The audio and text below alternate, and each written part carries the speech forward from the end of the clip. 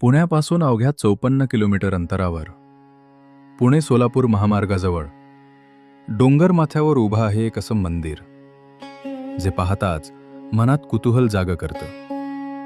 जिथे दगड बोलतात रामायण आणि महाभारताच्या अमर कथा. इथे प्रसाद अदृश्य होतो म्हणतात. शेकडो वर्षांची रहस्य आजही इथल्या भिंतींमध्ये दडलेली आहेत. हे आहे भुलेश्वर मंदिर, पुण्याजवळचं एक अद्भुत, रहस्यमय आणि श्रद्धेने भारलेलं तीर्थक्षेत्र. आजच्या व्हिडिओमध्ये चला उलगडूया भुलेश्वर मंदिराचा इतिहास, कथा आणि न उकललेली रहस्य. मंगळगड, ज्याला दौलत मंगळ किल्ला म्हणूनही ओळखलं जातं, या डोंगर किल्ल्यावर उभा आहे भुलेश्वर मंदिर. लोकश्रद्धेनुसार हे मंदिर पांडव काळातील असल्याचं मानलं जातं. 13व्या शतकात यादव वंशातील राजा कृष्णदेवराय यांनी या मंदिराचं पुनर्निर्माण केलं आणि पुढे मराठ्यांच्या काळात या मंदिरात अधिक भव्यता आणि मजबूतीची भर पडली. इतिहासाच्या प्रवाहात भुलेश्वर मंदिर अनेकदा उद्ध्वस्त झालं आणि पुन्हा उभं राहिलं. म्हणूनच इथे वेगवेगळ्या शतकांचे, वेगवेगळ्या राजवटींचे आणि वेगवेगळ्या स्थापत्य शैलींचे अद्वितीय दर्शन घडतं. हीच गोष्ट भुलेश्वर मंदिराला समजून घ्यायला अवघड आणि अनुभवायला अत्यंत विलक्षण बनवते. हे मंदिर एकूण 3 मजली आहे, पण आज आपल्यासाठी फक्त 3राच मजला खुला आहे. खालचे 2 मजले आजही गूढात दडलेले आहेत. इथूनच या मंदिराचं रहस्य अजूनच गडद होतं. मंदिरामध्ये प्रवेश करण्याची जागा सुद्धा तितकीच विशेष आहे. आत प्रवेश केल्यानंतर आपल्याला 2 जिनं दिसतात.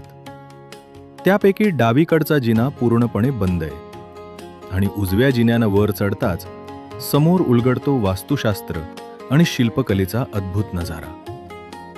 जिन्याच्या डाव्याच बाजूला शांत, गंभीर आणि भव्य असा महाकाय नंदी, जणू काही आजही तो या मंदिराचं रक्षण करत उभा आहे. परंतु या नंदीची मान तिरकी का आहे, याचं उत्तर पुराण कथांमध्ये दडलेलं आहे. भगवान शंकरांना पुन्हा कैलासावर परत नेण्यासाठी माता पार्वतीनं सुंदरीचं रूप धारण केलं आणि याच स्थळी नृत्य केलं.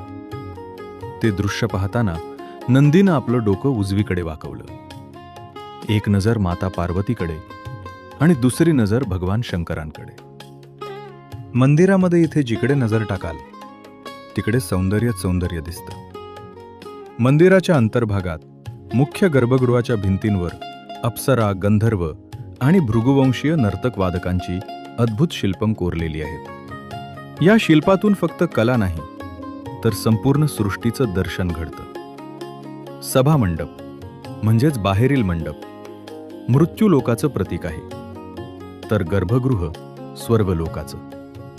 म्हणूनच या मंदिरात पाऊल टाकताना आपण केवळ दर्शनासाठी नाही, तर एका आध्यात्मिक प्रवासासाठी प्रवेश करतो, मृत्यूलोकातून स्वर्गलोकाकडे. याशिवाय काही भव्य शिल्पफलकांवर महाभारत आणि रामायणातील दिव्य प्रसंग जिवंत केलेले दिसतात. जसे की हे काही महाभारतातील प्रसंग, ज्यामध्ये पितामह भीष्म बाणाच्या शय्येवरती झोपलेले दिसतात. कृष्णाने केलेले अर्जुन रथ सारथ्य, द्रोणाचार्य वध व इतर युद्धातील प्रसंग.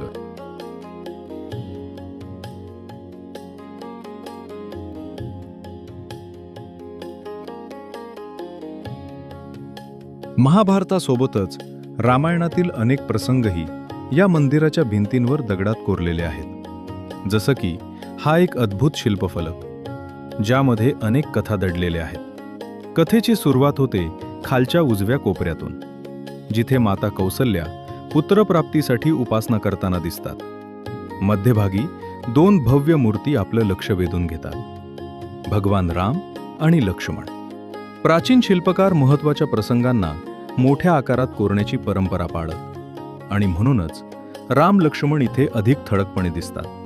हा तो प्रसंग आहे जिथे लक्ष्मण रामांना अयोध्येतच राहण्याची विनंती करत आहेत. शिल्पाच्या खालच्या डाव्या बाजूला वानरांसारख्या अनेक आकृती दिसतात. ही आहे किष्किंधा नगरी. याच वानरांपैकी एक हनुमान असावा असं मानलं जातं. या शिल्पफलकावर उंट आणि हत्तींची कोरीव आकृतीही दिसते. आणि या सर्वांच्या खाली लपलेले काही अनोळखी प्राणी, कदाचित बैल, आनंदानं विहार करताना कोरलेले आढळतात. या मंदिरामध्ये एक असं अत्यंत दुर्मिळ शिल्प आहे. 3 सप्तमातृकांच्या समूहात आपल्याला दिसतं गणेशाचं स्त्री स्वरूपातील अद्वितीय शिल्प. आणि विशेष म्हणजे इथे केवळ गणेशच नाही, या शिल्पात भगवान शंकरांचं स्त्री स्वरूप महेश्वरी मध्यभागी विराजमान आहे. त्यांच्या डावीकडे गणेशाचं स्त्री स्वरूप विनायकी आणि उजवीकडे कार्तिकेयाचं स्त्री स्वरूप कार्तिकेयी कोरलेलं आहे.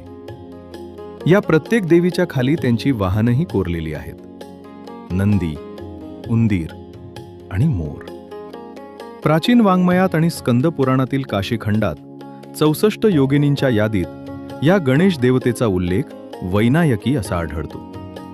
देवी सहस्रनामात या देवतेला विनायकी, लंबोदरी, गणेश्वरी अशी नावे दिलेली आहेत.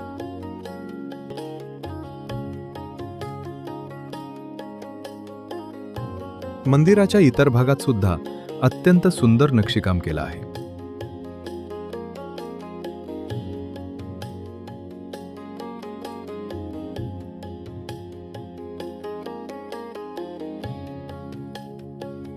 या भुलेश्वर मंदिरात वर्षातून 2 वेळा एक अद्भुत असा किरणोत्सव अनुभवायला मिळतो.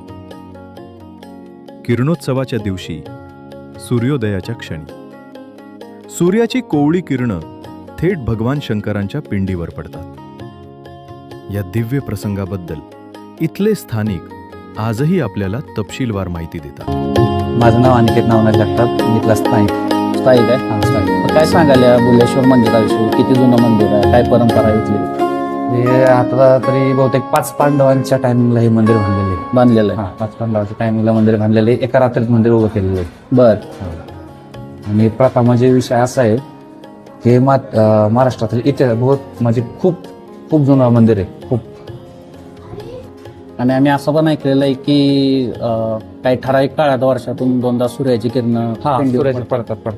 काय काळ आहे तो नक्की? काळ मला पण नाही एवढं सांगता यायचं, पण आहे आता आमच्या माहितीनुसार हे ते पण दाखवतात.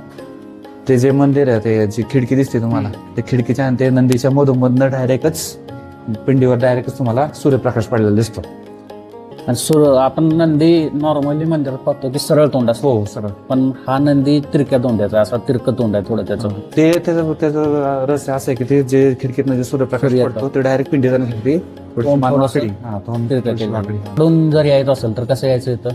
पुण्यातून यायचं म्हणलं तर 2 मार्ग आहेत. एक सासवड मार्गे आणि एक यवतमाळ. 2 मार्ग आहेत. पुण्यावरून जर तुम्हाला माळशिरसवरून यायचं तर पुण्यावरून डायरेक्ट सासवड यायचा, सासवड मार्गावर वाघापूरवरून डायरेक्ट इकडे यायचं. आणि पुण्यावरून डायरेक्ट तुम्हाला शॉर्टकट जर घ्यायचं असेल तर डायरेक्ट यवतवर येऊन पुण्यावरनं वरते घाटाने वर यायचं.